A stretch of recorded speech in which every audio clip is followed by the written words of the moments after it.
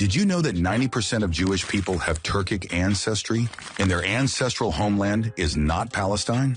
There are so many ethnic groups in the world and none of them is superior to the others. Nobody has the right to say, I'm Turkish, I'm Arab, or I'm German, as if it makes them better. Sometimes, though, a group's language can mislead us. For example, Egyptians aren't Arabs, but they speak Arabic. Or take Dr. Ashrafian, the famous geneticist. After conducting genetic studies on the people of the Iranian plateau, he concluded that all these groups are Aryan, even the Azeris of Iran and Azerbaijan. Now, why have these groups remained Aryan after all these years? It's because of the mountains in this land. Even if parts of this region were ruled by Turks at some point, they didn't have enough influence to change the region's genetics. Only the language of the people changed. Now take a look at South Asia. It's full of mountainous regions, but Central and Northern Asia are completely flat and open. Ancient Turkic peoples originally lived in those flatlands. Their population was very small because life there was tough.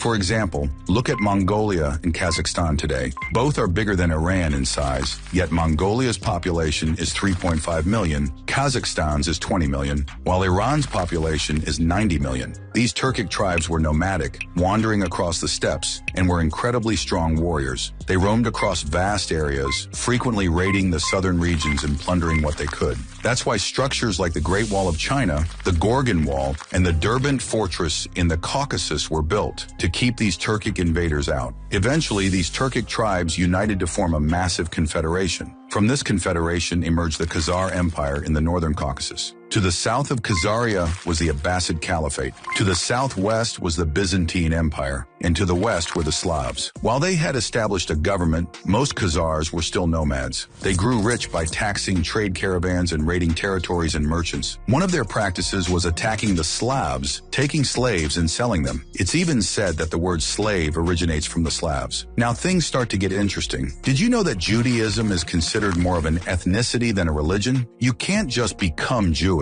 Your mother has to be Jewish for you to be considered one. That's why Zionists claim they're descendants of Jacob and say Palestine is their ancestral homeland. Let's go back to Khazaria. The Khazars were originally shamanistic and polytheistic, but the story gets fascinating in the 800s AD. The ruler of Khazaria decided that, to prevent his empire from being absorbed into the Christian Byzantine Empire or the Islamic Abbasid Caliphate, he would convert to Judaism. Then he ordered his court and his people to convert as well. Yes, you heard that right. A massive number of Turkic Khazars became Jewish for political reasons. Unbelievable, but true.